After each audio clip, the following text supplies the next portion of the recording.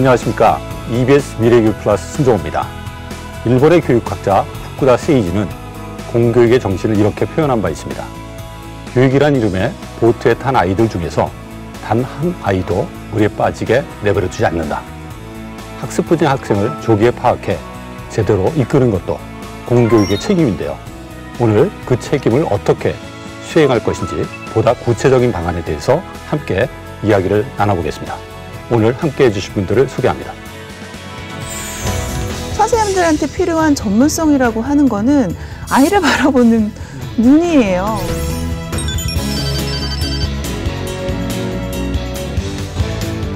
제때 진단해서 제대로 끝까지 지원하는 시스템을 만들고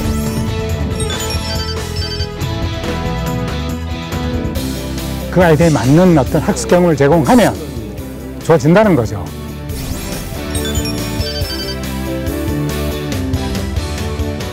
우리 사회에서 그 아이들 바라보는 관점이라든가 그런 것들도 점차 바뀌어야 되지 않는가.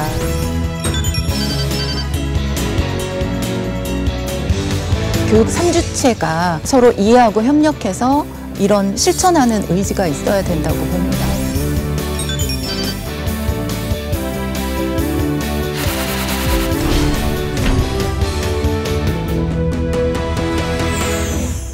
최상우님, 교직에 계시면서 가르쳤던 학생들 중에 기억나는 학생 있죠? 맞아요. 어떠세요? 많이 남는데 제가 사실 이게 교직에 처음 들어왔을 때 맨 처음에 느꼈던 게 뭐였냐면 아이들을 이렇게 교단에 서서 보잖아요. 놀라운 게 아이들이 덩어리로 보여요. 한 명 한 명을 봐야 되는데 그러다가 이제 조금 이제 좀 시간이 지나가니까 비로소 한 명씩 보이더라고요. 근데 뭐 어느 한 문학가가 이런 얘기를 했더라고요. 한 아이를 볼 때는 한 아이만 보는 게 아니라 그 아이를 둘러싼 모든 것까지 봐야 된다라는 이야기를 하는데 아 내가 좀 더 한 단계 넘어갔어야 되는구나. 나는 그 전 단계에서만 머물러 있었구나. 라는 어떤 그런 생각이 들더라고요. 어쨌건 교단에 서서 아이를 덩어리로 보고 그 다음에 한 사람을 보고 그 다음에 그 한 사람을 둘러싸고 있는 모든 것을 바라보는 어떤 그런 과정들 이런 것들이 좀 필요하지 않을까 뭐 이런 생각들을 경험하고 있습니다. 그 말씀이 저희가 기초학력을 보는 관점과 그러니까요. 어떻게 보면 일치한다라는 생각이 들거든요. 우리가 얘기 학력만 봐서는 그럼요.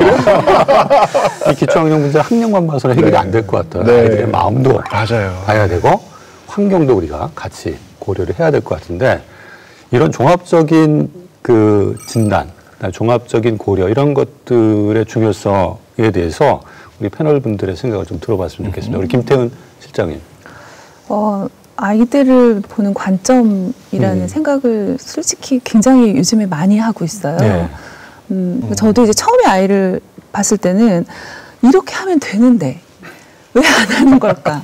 그리고 이런 환경 속에 놓이면 될 것 같으니까 마음이 너무 급해서 막 뭘 이렇게 투입을 하게 되는 거야, 아이한테. 그래서 막 투입을 했더니 1년 지났더니 애가 체했어요.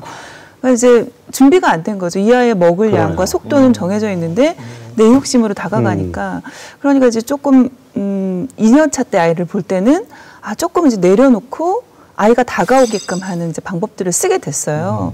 사실 또 한 해가 더 지나가 나서 그 아이들을 보면서 요즘에 좀 제가 하는 고민은 내가 갖고 있었던 편견에서 나는 과연 벗어났는가 그런 생각을 하는 거예요. 예를 들면 실은 학교 현장에 가서 애가 왜 부진이에요? 라고 물었을 때 거의 95%, 7%, 8%가 가정에서부터 시작된 원인이다라고 나오거든요. 근데 그 가정 변수를 들여다보면 해결해 줄 수가 없어요. 근데 해결해 줄 수 없는 아이가 학교에 왔는데 똑같이 보는 거예요. 해결해 줄 수 없는 아이라고 보는. 그러니까 이거를 실은 이 기간 동안에 나는 아니야라고 했는데 나는 역시 그 편견에서 내가 빠져나오지 못했구나라는 그런 약간 죄책감들이 최근에 또 많이 들더라고요. 그래서 이제 갖고 있던 편견을 깨고 이 아이가 내가 하고 있는 거에 변할 수 있고 내가 준 거에서 성장한다라는 그거를 이제 더 많이 이제 가야 되는 이런 편견과의 좀 싸움에 있는 게 좀 요즘에 고민인 것 같습니다. 그 뭐 어쨌든 지금 이런 학습 부진이나 뭐 이런 것들을 좀 이렇게 면밀히 바라볼 수 있는 어떤 특성 뭐 이런 것들을 좀 이렇게 정리할 수 있는 어떤 그런 것들이 좀 없을까요? 아이들이 이제 모르는 상태에 있는 것과 그러니까 알아야 하는 거를 모르는 상태에 있는 이제 여기 스펙트럼의 원인이 너무 많은 거예요. 적어주군요. 그 안에. 예. 그러니까 이유 자체가 뭐 개인적인 성격, 뭐 태도, 그리고 제가 봤을 때 가장 큰 이유는 실은 습관이 안 돼 있는 게 제일 커요. 습관. 예. 그러니까 저도 제가 이제 부진 아이들 연구를 많이 하다 보니까 저한테 생기는 폐해가 집에 가면 의심의 눈초리로 자녀를 봐요. 의심하는 거죠? 네. 내가 나는 널 믿지 못해. 봤는데 저렇게 습관이 안 된 아이들이 있는데 너도 혹시 그러니? 이러면서 이제 근데 가장 크게 영향을 미치는 게 학습 습관인데 학습 습관은 뭐 부모님이 집에서 막 책을 읽는 습관을 갖고 계신다? 아이가 자연스럽게 배우는 이런 것들인데 그런 것들이 없다라고 할 경우에는 하나하나 티칭을 해줘야 되는 부분인 것 같아요. 그런 게 환경적 요인이 그렇죠. 예, 환경적 요인. 그리고서 그런 환경적인 요인 같은 경우에 뭐 학습 습관 결손 이런 것들이 있고 인지적인 요인으로는 선생님들께서 나 이거는 진짜 못할 것 같아라고 원인이 나오는 거죠.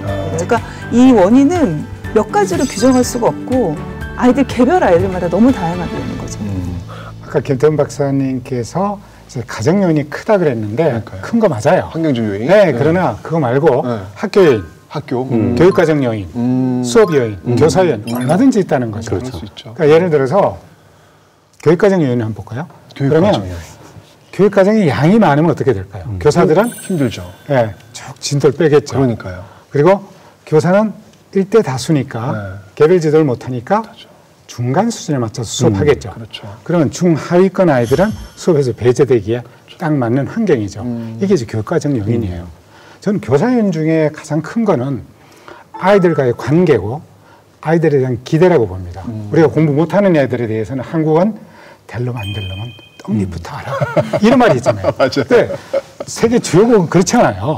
모든 아이들은 성공적으로 배울 수 있다. 이 신념이 너무 강한 거예요. 그래서 우리나라도 그 아이들이 맞는 어떤 학습 경험을 제공하면 좋아진다는 거죠. 그래서 그게 있고 하나 의식 문제인데 한국은 이게 상위 30%를 위한 학교 같아요. 교육과정도 그렇고. 맞아요. 그런데 캐나다 같은 데 보면 교육개혁이나 교육 비전 문서를 보면 어떻게 돼 있냐면 깜짝 놀랐어요. 어떻게? 하위 30% 아이들의 잠재력을 최대치로 키워줘서 격차를 줄이는 것을 교육개혁의 최대 목표로 잡아요. 그게 공교육의 본질이죠. 다저주도 마찬가지고 엘버타주도 마찬가지고 한국은 이거 문제예요. 이것부터 저는 바꿔야 된다고 봐요. 지금 대표님께서 학교교육의 문제점을 지적을 해주셨는데 우리 교장 선생님과 장학관님이 좀 할 얘기가 좀 있을 것 같아요. 네, 여러 가지 어려움이 있는 건 사실이지만 어떻습니까? 우리 한국의 학교들, 우리 학습부진 아이들 교육에 최선을 다하고 또 좋은 결과들이 있나요? 사실은 이제 진단 문제 나왔었지만 그 진단하면서 교사의 관찰로 시작되다 보니까 아까도 단계별로 누수 현상이 많아지게 되면서 진짜 지원을 받아야 될 학생들이 지원을 많이 못하는 시스템이었어요. 그래서 이제 저희도 그런 지원 시스템으로 갖추어 나가려고 하고 있고 그러면서 초등학교 시절에 지원이 안 되면 이 학생들이 저는 중등에 있거든요. 중등에 오는 순간 부진 요인은 헤아릴 수가 없어요. 누진이 너무 심화돼서. 그래서 이 학생들이 이제는 초등학교 때는 그냥 참고 있었어요. 무르는 채로 앉아 있었는데 중학교 때는 그게 분노, 우울, 그다음에 이게 충동적인 학교 폭력 이런 걸로 나가게 되고요. 그다음에 요즘에 새롭게 등장하는 학습부지는 이거는 뭐 어떤 개인의 문제는 아니지만 이주 배경 학생들이 많이 들어와서 우리도 이제 그 교수님 말씀하신 것처럼 미국이나 캐나다처럼 이주민들을 위한 그런 교육도 더 관심을 가져야 될 것 같습니다. 하여튼 지금 뭐 원인들을 이렇게 좀 말씀해 주셨는데 그럼 이제 이런 것들을 좀 해결하려면 이게 원인이 다양하니까 당연히 접근도 다각적인 방법으로 접근해야 될 것 같은 그런 느낌이 들거든요. 어떤 노력들이 필요할까요? 일단 교사가 1차 진단을 해야 되겠죠. 교사가? 네, 교사가 학교에서 이제 늘 교사가 1차? 항상 교사군요. 왜냐하면 이 아이들이 학교 안에 있는 친구들이니까 일단 교사가 1차 진단을 하고 나서 뭔가 이렇게 세부 진단이 필요하다고 판단이 될 때 교사들이 도움의 손을 뻗을 수 있는 그런 이제 곳이 있어야 되고 그곳에서 언제든지 지원받을 수 있어야 되고요. 그런데 그게 안 되면 이제 자꾸만 교사들에게 간단한 몇 시간의 연수를 받게 하고 그리고 선생님이 선생님이 뭐 정서적인 지원이라든가 뭐 심지어 난독증이라는 뭐 무슨 증이라는 것까지도 교실 내에서 지원하게 하는데 이거는 사실 굉장히 위험한 접근법이라고 생각합니다. 네. 또 어떤 노력이 있을까요, 시장님? 그 어떤 노력을 한다는 것의 전제가 실은 빠르게 빠른 시간의 효과 이런 것들을 추구를 하는 것 같았어요. 근데 그게 갖고 오는 함정이 너무 커지는 것 같더라고요. 노력 안 해요? 아니요, 해야 하는데 그 노력의 포인트가 이제 어떻게 하면 빠르게 할 것인가 아니면은 이제 성과를 어떻게 빨리 가시화시킬 것인가에 대해서 포인트를 두기 시작하면은 애들이 이제 역으로 더 아프는 현상들이 일어나더라고요. 근데 되게 재밌었던 게 부진 아이들을 이렇게 쭉 성장하는 과정을 보면요. 아이들이 환경이 바뀔 때 새 삶을 살아야겠다는 의지를 드러내는 포인트가 있어요. 그게 언제냐면 제가 이제 중학생들을 만나다 보면 초등학교 때 내내 내가 부진이었던 거예요. 중학교 1학년이 딱 됐어요. 교복도 입었어. 아, 내가 이제 더 이상 부진이고 싶지 않다. 이런 모습들을 보여요. 그래서 생전 안 하던 손들어 발표를 하거나 막 선생님 눈에 막 이렇게 꼿꼿하게 앉거나 이런 모습을 보이는 거예요. 그래서 그게 너무 이제 뭐 독려도 해주고 너무 잘하고 있다 하는데 그게 3주를 못 가는 거예요. 근데 3주를 못 가는 이유가 아이의 원인도 있지만 아이가 그렇게 의지를 보였을 때 확 당겨줄 수, 아이가 신호를 보내는데 당겨줄 수 있는 그게 없어요. 저희한테. 그러면 가서 그래 이거 했으니까 잘한다 뭐 한다 이렇게 아이를 이렇게 북돋아주고 해야 되는데 그런 포인트들이 없어요. 그런 것들을 정말 섬세하게 만들지 않으면 뭐 효율적인 거 효과적인 거 그런 건 없는 것 같다는 그런 생각이 좀 많이 들었습니다. 갑자기 눈물이 찍 나네. 웬 미안함이 자꾸 나오는지. 어떻게 보면은 그렇게 아이들이 뭔가를 표현했을 때 그것을 뒷받침해 줄 수 있는 교육 시스템이 되게 중요하다는 얘기인데 교육청 차원에서는 어떤 지금 지원들을 그렇게 하고 있는지 궁금해지는데요. 일단 시스템을 촘촘하게 해서 모든 학생을 대상이 된다고 하면 다 지원해주는 방향으로 가고 있어요. 그래서 진단을 다 해야 된다라는 것. 그래서 그 선생님들하고는 협의를 통해서 그 부분에 대해서는 이미 협의가 됐어요. 왜냐하면 그 지난번에 그 국가 수준 학업성 지도 평가 같은 경우에는 학생의 학업성 지도 수준이라든지 추이를 봐서 국가 교육정책 개선을 위한 기초 자료예요. 그래서 그런 시험 같은 경우에는 실제로는 표집으로 해도 가능하거든요. 근데 진단 같은 경우에는 이 학생에 대해서 결과가 나오면 원인이 뭔지 그 원인에 따라서 그 정확하게 지원을 해줘야 되기 때문에 모든 학생이 다 봐야 되는 거예요. 그런데 이제 그 오해하셨던 부분들이 뭐가 있었냐면 그 진단의 내용이 지필평가니까 일제고사가 아니냐라는 말씀하시는데 사실은 정생동 검사도 사지선다형이에요. 그리고 기타 뭐 이런 것들도 다 사실은 사지선다형이거든요. 그래서 그 지필평가라고 해서 일제고사는 아니고 그걸 통해서 또 결과가 나오면 다시 다층적으로 다른 부진요인 검사를 해서 지원을 들어가게 돼 있어요. 그래서 이제 그 진단을 하고 그 다음에 이제 교실 수업에서 그 교육과정 변인 말씀하셨는데 교육과정도 오해가 있었죠. 그 자유학기제 때문에 학생들이 학력이 떨어진다 그렇게 말씀하시는데 자유학기제 프로그램을 진로체험 프로그램을 이용하는 거예요. 우리 목표가 그 직업을 잘 갖게 해서 생활하게 하는 거니까 이렇게 교육과정을 다양하게 운영해서 지원하고요. 학교에서 해결하기 힘든 거 아까 난동, 난산 이런 경우에는 서울학습 도움센터 지난 시간에 설명했다시피 그 전담팀의 도움을 받으려고 하고 또 가기 어려운 학생들을 위해서는 학교가 희망하면 학습 상담사가 와서 1년 내내 다 지원해 줄 수 있어요. 그러는 거 근데 아까도 말씀하셨다시피 선생님들이 전문성이 제일 중요하잖아요. 선생님이 좀 기본적으로 알아차렸으면 하는 연수부터 시작하려고 해요.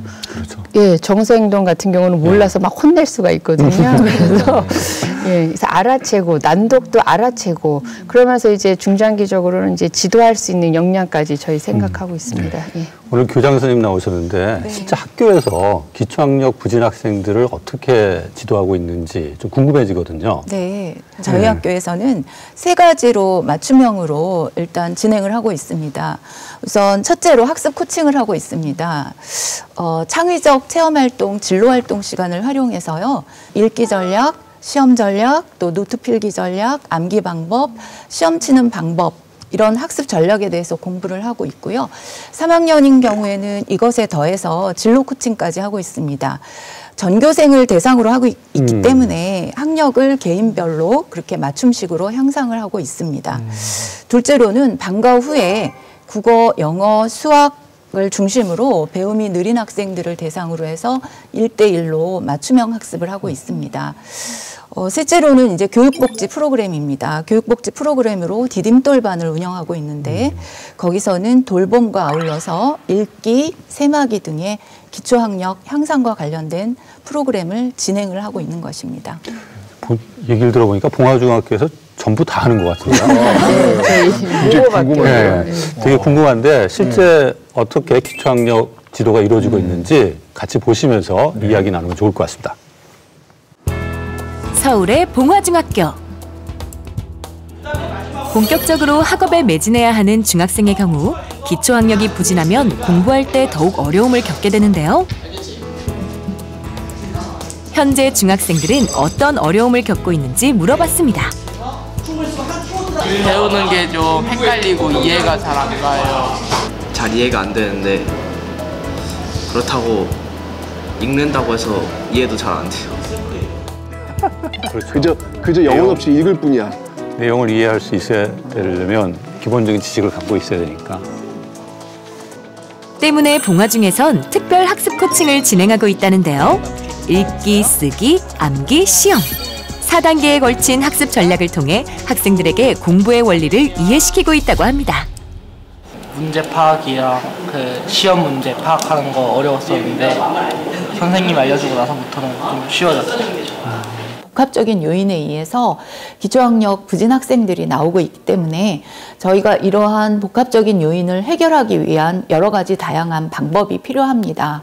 학교의 교사들로 다중지원팀을 운영을 해서 그 다중지원팀에서 학생에 대한 여러 가지 원인 분석과 지원, 방법 이런 것을 통해서 학생들을 지원할 예정입니다.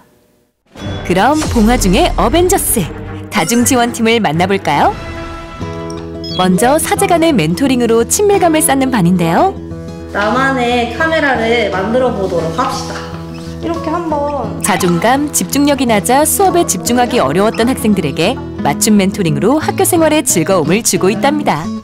난 언제나 혼자였고 늘 외로웠어. 점점 더 위로 올라왔지.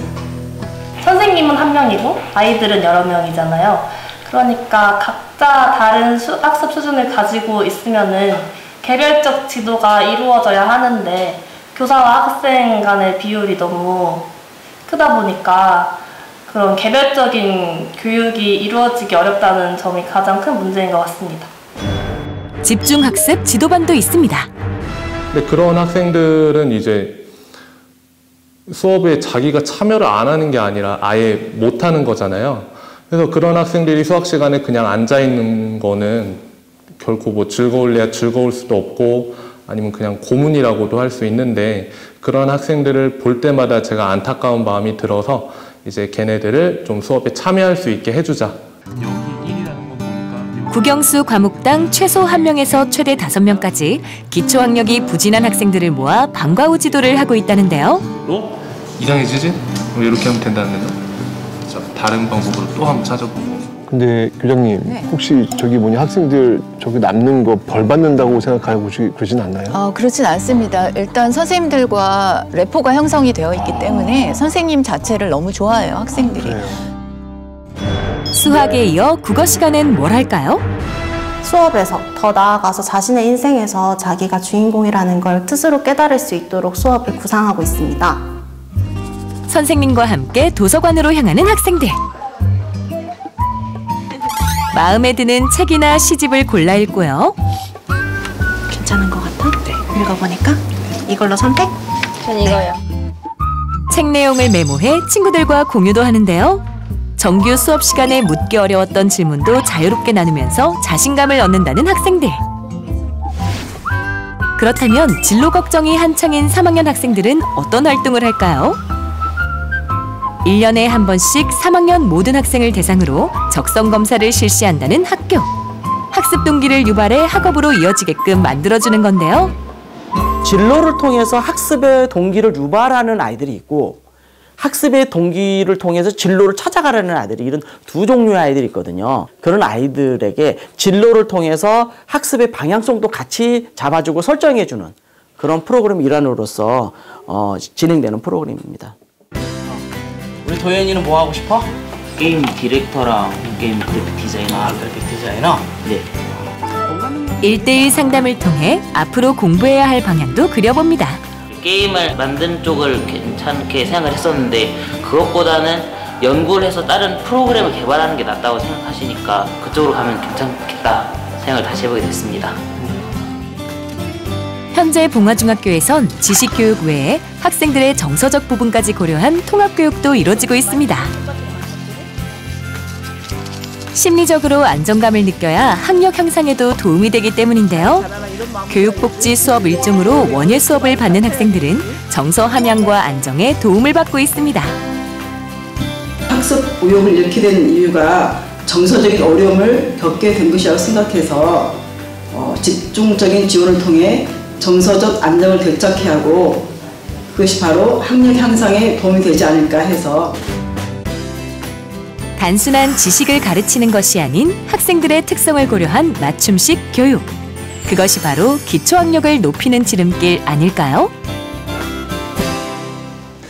예, 하여튼 봉화중학교 사례를 봤는데 우리 선생님들이 대단히 노력을 많이 하시네요. 네, 많이 하십니다. 그 노력이 학생들의 성장으로 이어질 수 있다라는 좋은 사례를 본 것 같은데 제가 한 가지 궁금한 게 이런 좋은 프로그램에 진짜 도움이 필요한 학생들이 많이 참여하는 게 중요하잖아요. 네. 이때 지난 시간에 저희가 얘기했지만 낙인 효과 때문에 참여를 꺼려하는 일들이 있단 말이에요. 우리 교장 선생님 노하우 하나 밝혀주시죠. 어떻게 해서 학생들이 많이 참여할 수 있도록 일단 낙인 효과가 저희도 운영상의 가장 어려움인데요. 일단 이 낙인 효과를 없애기 위해서는 일단은 이 배움이 느린 학생과 또 잘하는 학생 이렇게 섞어서 프로그램을 운영할 수 있어야 될 것 같습니다. 그래서 일단은 어떤 그 교육복지 프로그램을 운영을 할 때에도 거기는 공부를 못하는 학생만 가는 곳이야 이러면 학생들이 절대 모이질 않습니다. 그래서 오히려 역효과가 나기 때문에 이럴 때에는 잘하는 학생과 못하는 학생을 서로 엮어주는 또래 멘토링 이런 것도 필요하고 저희 교육복지 프로그램도 그 대상자가 배움이 느린 학생뿐만이 아니라 이 프로그램에 흥미를 느끼는 관심 있는 학생들도 옵니다. 그렇기 때문에 이런 그 심리 정서 프로그램 중에서는 얼마든지 열려 있어서 그 배움이 느린 학생과 또 그냥 흥미를 느끼는 학생을 함께 참여를 시켜서 운영을 하면 낙인 효과를 좀 더 벗어날 수 있지 않을까라고 생각합니다. 네. 어떻게 교수님 어떻게 보셨어요? 저는 낙인이라는 것에 대해서 항상 좀 다른 생각을 가지고 있는데요. 왜냐하면 우리가 공부를 못하는 것과 노래를 잘 부르지 못하는 것, 달리기를 잘하지 못하는 것 이것들 중에서 유난히 공부를 못하는 걸 굉장히 부끄럽게 생각하고 그걸로 인해서 학생들이 이렇게 수치심을 느낀다든가 이런 좀 분위기가 많이 있잖아요. 그런데 제가 이제 2003년에 호주에 있는 학교에 가서 봤을 때 거기에서 이제 수업에 들어가서 보고 있는데 수업 중에 그 봉사하시는 선생님이 오셔서 읽기 시간하고 수학 시간에 그 아이 옆에 딱 앉아서 이렇게 가르쳐 주더라고요.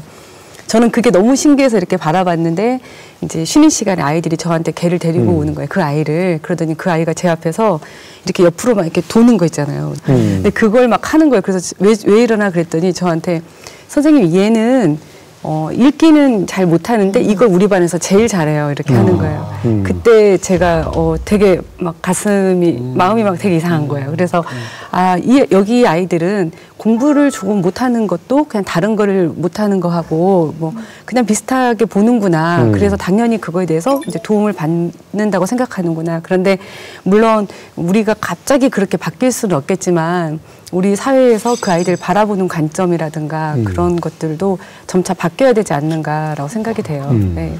지금 학교에서 이러한 노력들이 성공적으로 이루어지려면 교사의 기대, 마음가짐, 또 노력 이런 것들이 큰 변화를 만들어낼 수 있다라고 했는데 어떤 전문성을 좀 갖추면 좋을까요?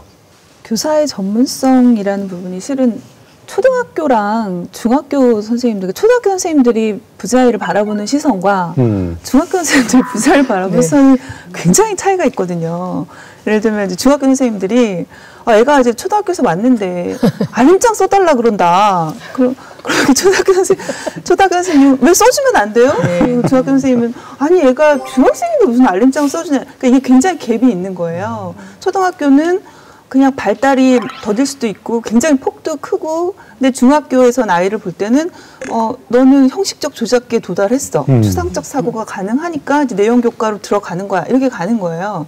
근데 제가 아까 봉화중학교 그 영상에서 가장 인상적이었던 포인트가 뭐였냐면 선생님이 아이한테 계속 물어요. 너는 뭐가 하고 싶니? 막 이거 아이를 1:1로 앞에 앉혀놓고 묻거든요. 근데 실제로 중학교의 그 하루 일과 속에 아이를 앞에 앉혀놓고 너는 뭘 하고 싶니를 물어볼 수 있는 여건이 그렇게 쉬운 일은 아니더라고요. 제가 학교에 가서 수업 관찰을 해봐도.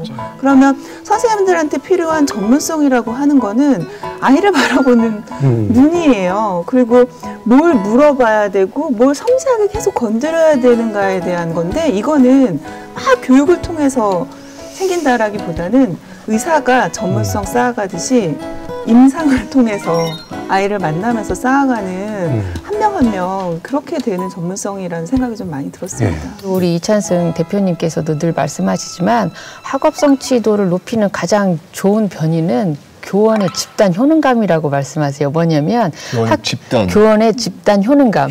뭐냐면 우리끼리 한번 해보자라는 거예요. 지금 왜 안 돼 있냐라는 것을 학교 현장에 물어보니까 선생님들이 얘네들을 보면 뭘 도와주고 싶은데 어떻게 도와줄지를 잘 모르겠고, 또 도와주는 방법을 안다 해도 또 예산이 부족하고, 또 선생님들끼리 이 학생을 어떻게 전방위적으로 도와줘야 될지 얘기할 수 있는 분위기가 아직 조성이 안 됐다는 거예요.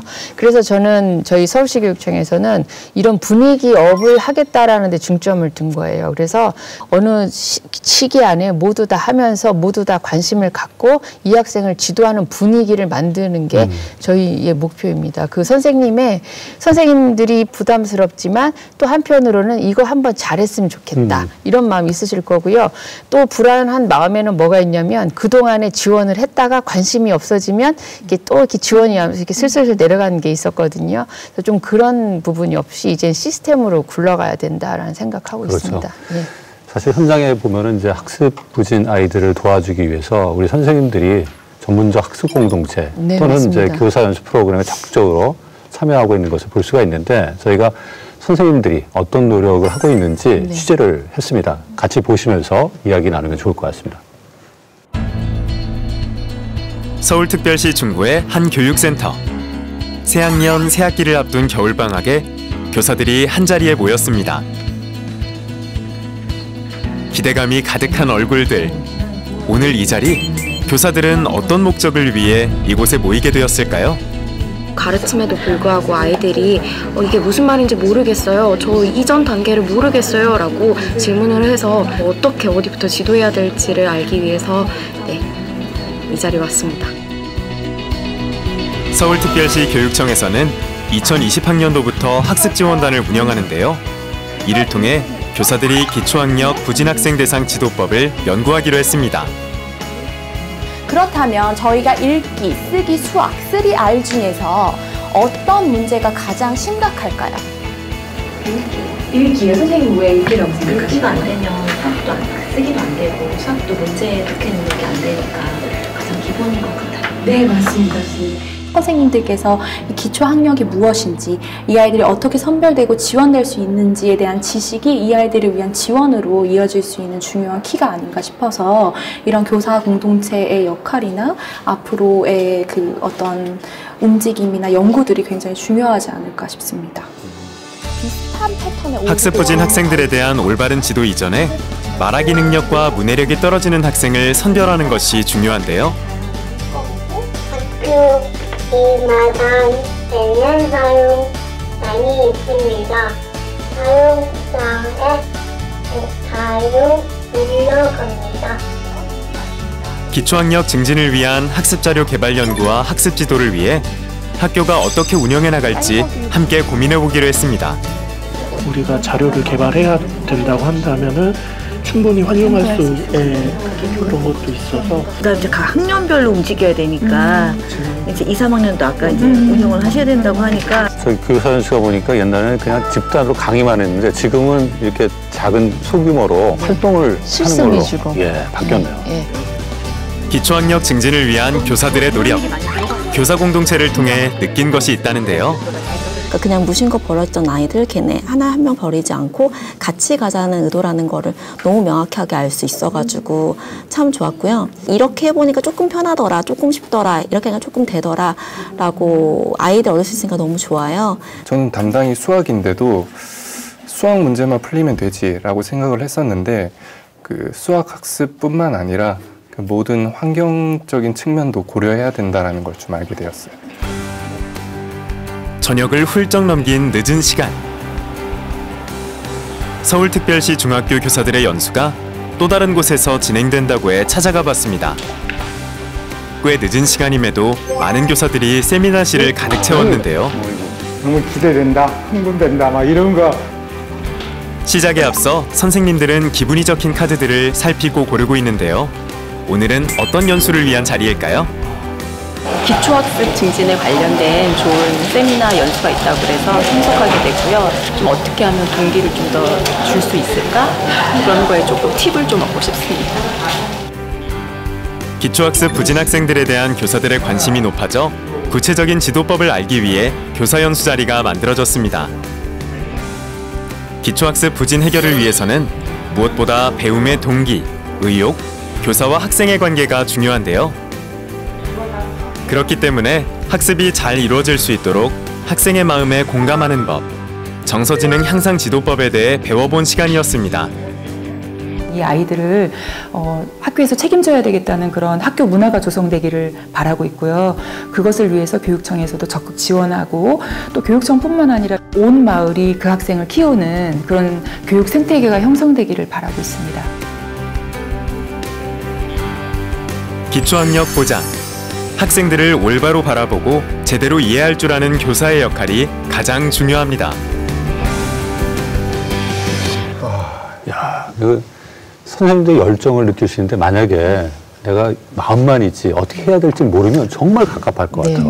근데 이런 갑갑함을 저런 연수를 통해서 해결해 주는 것이 어떻게 보면 우리 학습 부진, 기초학력 미달 학생들 도와주는 시작이 아닐까 생각을 했는데 우리 최태영 선생님은 저는 생각을 해보셨나요? 아니 저는 보면서 이게 짠해요. 짠하죠. 왜냐하면 선생님들 진짜 행정 업무 엄청 많으시거든요. 이게 맞아요. 이게 기승전 교사 맞는데 너무 교사한테 무슨 전문성을 너무 막 다방면에서 기초학력에도 전문성, 뭐 영재한테 전문성, 뭐 다 무슨 슈퍼맨이에요? 안전도 전문성. 너무 답답하다는 생각이 드는 거예요. 이런 걸 하려면 저는 인적, 물적, 예산이라도 좀 지원을 좀 충분히 해야 될까. 100명 되는데 왜 30명 못해요? 그렇죠. 뭐 이런 거 있잖아요. 그러니까 예산이 안 되는 거예요. 그러니까 이런 거라도 좀 해줘서 선생님들이 저런 열정들을 좀 소화할 수 있는 시스템이라도 좀 만들어놔야 돼. 이게 기본이 아니까. 그리고 나서 전문성 요구해야지. 저런 것도 안 된 상태에서 전문성 요구하라고 하는 거는 이렇게 어려하지. 정말 진정성이 느껴지는 그렇습니다. 박찬지 대표님, 아까 보니까 교사 연수 강의를 하시던데 이 강의 내용 조금만 좀 저희들하고 나눠주시죠. 특히 우리 학습 부진 또는 느린 학습자들을 지도하는 선생님들이 꼭 알아야 될 거. 네. 교수 방법이든. 네, 가장 기본적으로 교사는 학생의 마음을 얻어야 돼요. 딴 데 자꾸 신경 쓰고 싶은데 자기 수업에서는 주의를 확 자기가 확보할 수 있어야 돼요. 그 다음에 이제 아이들을 끌어온다 하더라도 아이들의 주의력을 끌었다 하더라도 학습이 일어나는 원리에 의하면 기초학습 부진이 심한 아이들은 학습이 일어나기 어려워요. 왜냐하면 학습이라는 거는 새로운 어떤 학습량이 들어와요. 그러면 그거와 비슷한 과거의 배경 지식이 있어야 돼요. 그 배경 지식하고 연결시키면서 아이들은 이해하게 돼요. 근데 기초학습이 부진한 애들은 배경 지식이 없어요. 거의 없어요. 그러면 그런 아이들은 수업을 어떻게 시작해야 되느냐. 저는 그걸 옷걸이라고 그러는데 옷을 걸 수 있는, 새로운 지식을 교사가 던져줄 때 걸 수 있는, 걸면 걸려 있을 수 있는, 땅에 떨어지지 않고 그런 배경 지식을 만들어줘야 돼요. 이게 이제 굉장히 중요한 가장 기본적인 학습의 원리예요. 그래서 저는 이게 중요하다고 생각이 들어요. 네. 저희가 보니까 교사 얘기를 너무 많이 한 것 같아요. 사실 이게 또 우리가 기초학력 교육이 제대로 이루어지려면 학부모가 같이 참여하는 게 필요하거든요. 우리가 학부모의 참여를 어떻게 하면 더 유도할 거냐. 여기에 대해서 좀 이야기를 하면 어떨까 생각이 듭니다. 학부모님들 의견도 한번 좀 들어보는데요. 그럴까요? 네. 오늘 패널에 오신 분 중에 좀 제가 그 학부모 의견을 좀 얘기를 하고 싶었었어요. 제가 기회 잘 드렸죠? 네, 감사합니다. 아니, 그 저희 선생님들께서 현장에서 얼만큼 필사적으로 노력을 하고 계시는지는 정말 정확히 너무나 잘 알겠어요. 근데 지금 말씀하시는 모든 내용에 한편으로는 감사하나 한편으로는 너무 서운하게 학부모가 완전히 배제가 되어 있어요. 그러니까 계획 수립에서부터 판단까지 기초 학력이라는 건 내 아이에 대한 그 엄마 아빠가 이미 알고 있을 거라고 생각이 되거든요. 그래서 이거는 선생님한테 맡길 일은 아닌 것 같아요, 판단을.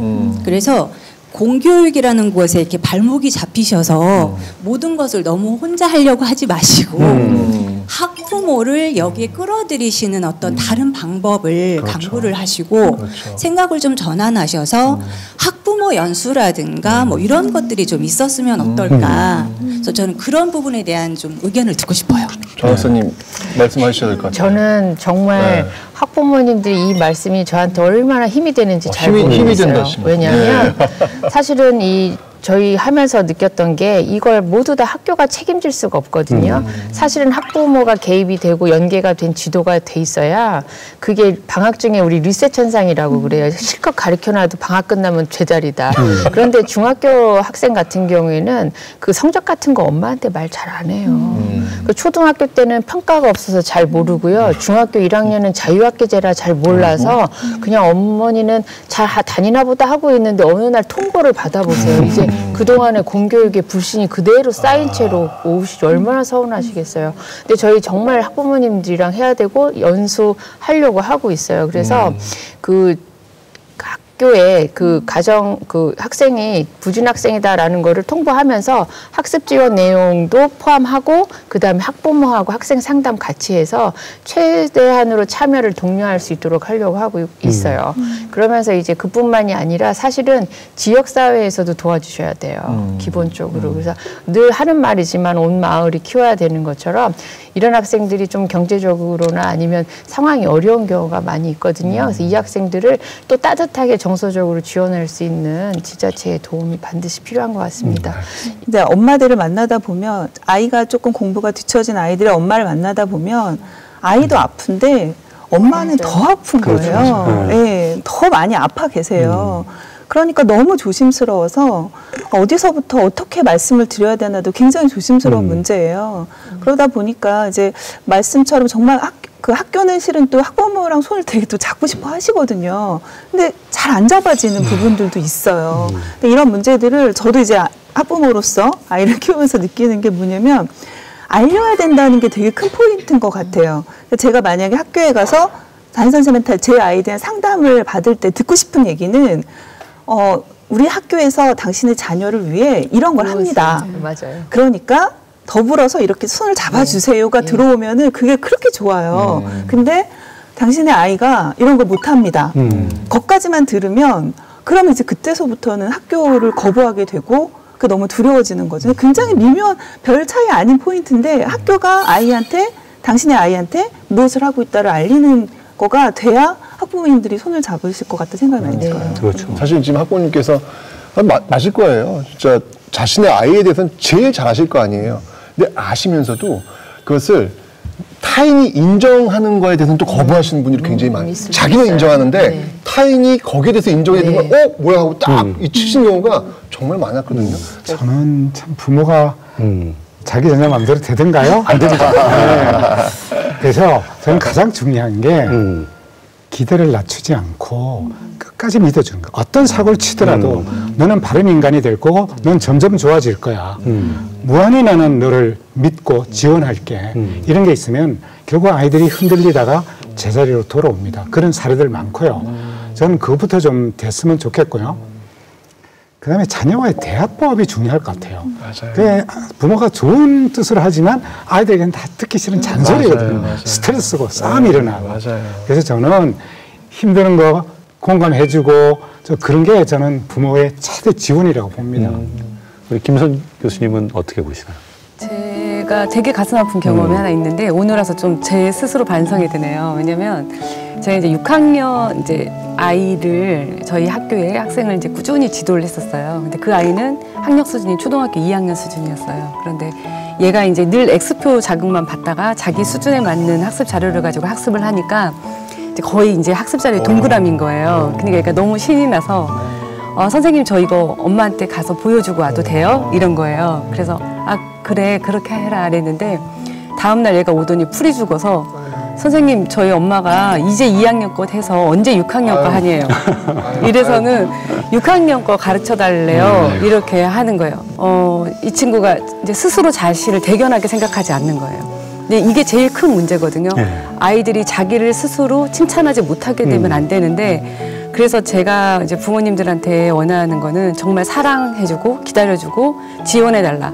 그런데 제가 오늘 반성했다고 하는 지점은 제가 부모님한테 미리 전화를 했어야 됐는데 그래서 어머니 제가 얘가 이만 해서 이렇게 하니까 좀 집에서도 칭찬도 해주시고요. 이런 얘기를 했었으면 엄마도 이렇게 했을 텐데 이제 부모님하고 그런 제가 소통을 하지 않았다는 거. 그래서 저는 지금까지 그 엄마 탓만 하고 있었는데 굉장히 제가 잘못한 지점이 분명히 있었던 것 같습니다. 예, 이제 저희가 3주에 걸쳐서 기초학력에 관한 이야기를 해오고 있는데 성공적으로 이렇게 만들어진 정책이나 프로그램들이 운영되기 위한 기본적인 요건, 무엇이 필요할지 마지막으로 한 말씀씩 들으면서 마무리하도록 하겠습니다.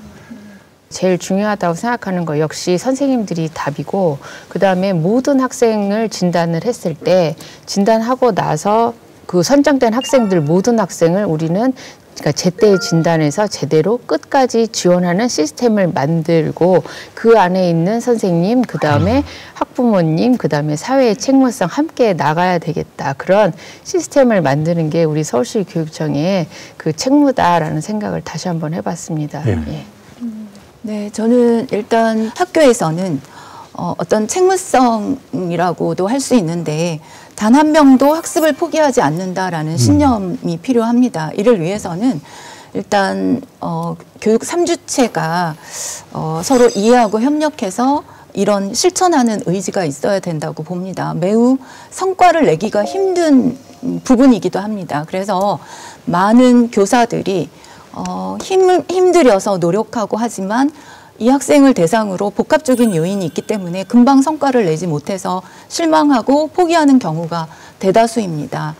그래서 학교에서는 이러한 것들을 끌어낼 수 있는 교사의 자발성을 끌어낼 수 있는 부분 그런 것에 대해서 학교장을 비롯해서 또 학부모님 이런 분들의 또 신뢰와 이런 것들이 더욱더 필요한 부분이라고 보고 있습니다. 그리고 교육청에서는 이 기초학력의 필요성에 대한 이해에 대해서 선생님들이 좀 더 전문성을 가질 수 있도록 연수를 시켜주시고 또 학교에서 이를 실천할 수 있게끔 기초학력 책임제에 대한 정책과 일관성 있는 정책 그리고 예산 지원이 필요하다고 봅니다. 네, 명심하겠습니다. 네. 네, 기초학력을 보면 막 크고 뭔가 거대하고 그런 게 아니라 되게 작고 사소한 것들인데 그 작고 사소한 게 지켜져야만 이게 유지가 되는 것들이었어요.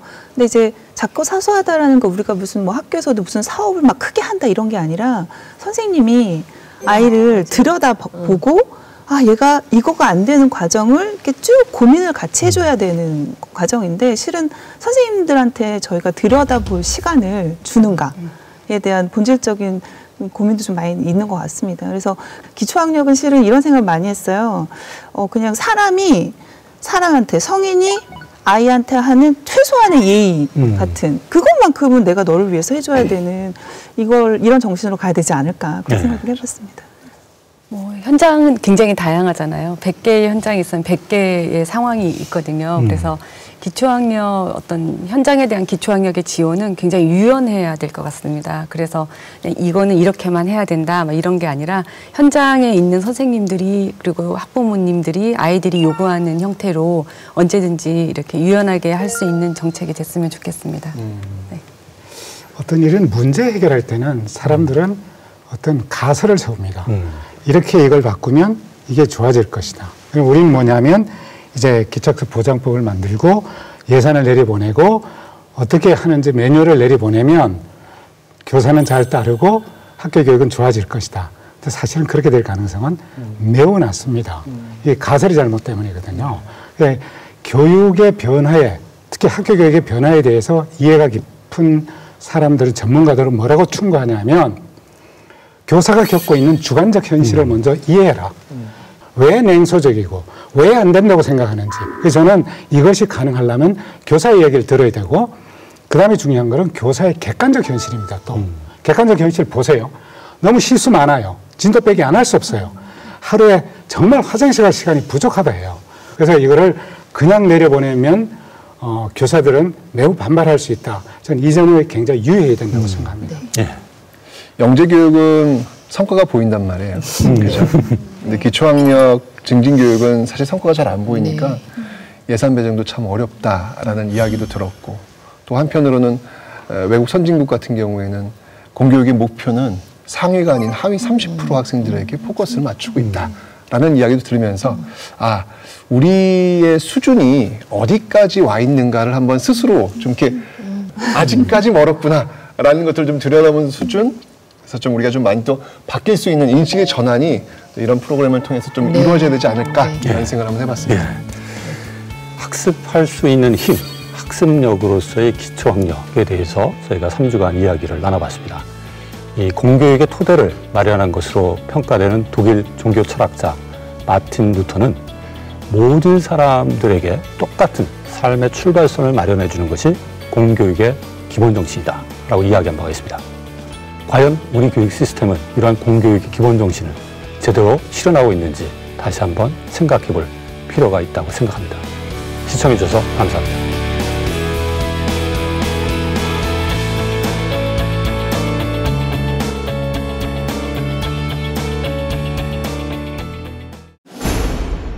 문해력이 없으면 학습이 거의 불가능하다고 봐요. 학습뿐만 아니라 정서에도 영향을 미칠 것 같아요.